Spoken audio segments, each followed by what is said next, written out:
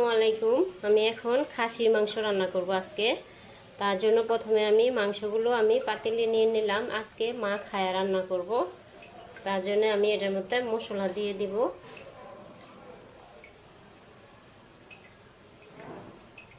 বেশি করে আদা রসুন দিলাম, এটা আদা রসুন বাটা, হলুদ,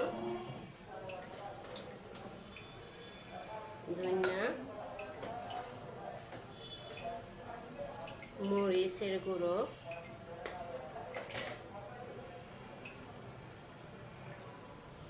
লবণ, জিরা গুঁড়ো আমি পরে দিব। আদা রসুন আমি পেঁয়াজ বেরেস্তা করছি, সেই তেলটাই দিব আজকে। আমি এটি শুধু মাখায় দিই একটু। এখন দিয়ে দিব পেঁয়াজ,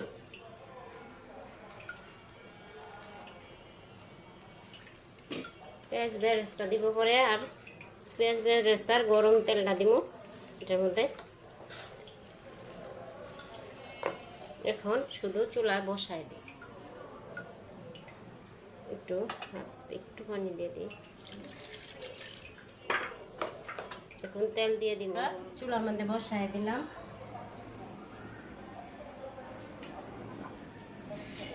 এখন আমি পেঁয়াজ বেরেস্তা করার তেলটা দিয়ে দিব।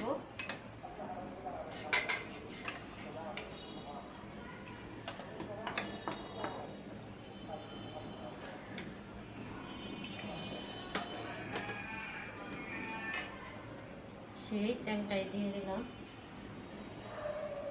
এখন ঢাকনা দিয়ে ঢেকে দেব।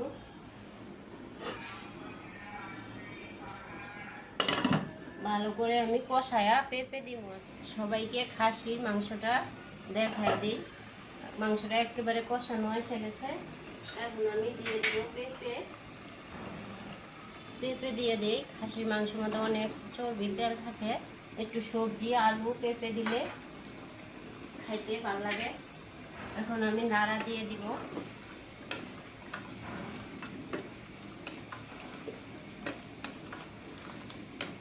আমি আস্তা মশলা দিই নাই, এখন আমি আস্ত মশলা দিব। এলাচ, দারচিনি, জিরার গুঁড়া, এটা গোলমরিচের গুঁড়া দিব একটু, গোলমরিচের গুঁড়া। তারপরে দিব জিরার গুঁড়া, একটু জিরার গুঁড়া দিয়ে দিলাম।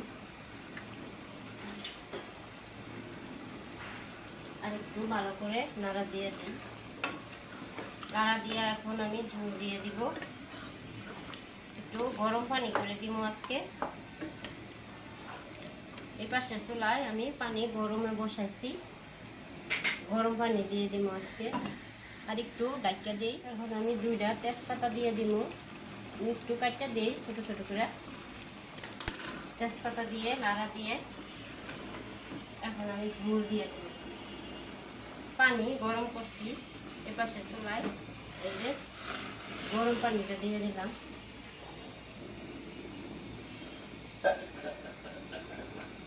ভালো করে এখন 5 মিনিট রান্না করব, বলক আসবো। তারপরে আমি একটু পেঁয়াজ বেরেস্তা দিয়ে দিব। খাসির মাংসের মধ্যে পেঁয়াজ বেরেস্তা দিলে একটু ভালো লাগে। আর একটু লেবুর রস দিব এখন।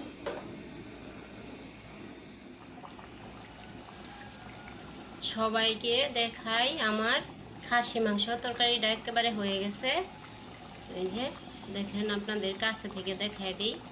আমি পেঁপে দিয়ে ঝোল করছি আজকে খাসির মাংস। ভালো লাগলে লাইক কমেন্ট শেয়ার করবেন। আল্লাহ হাফেজ।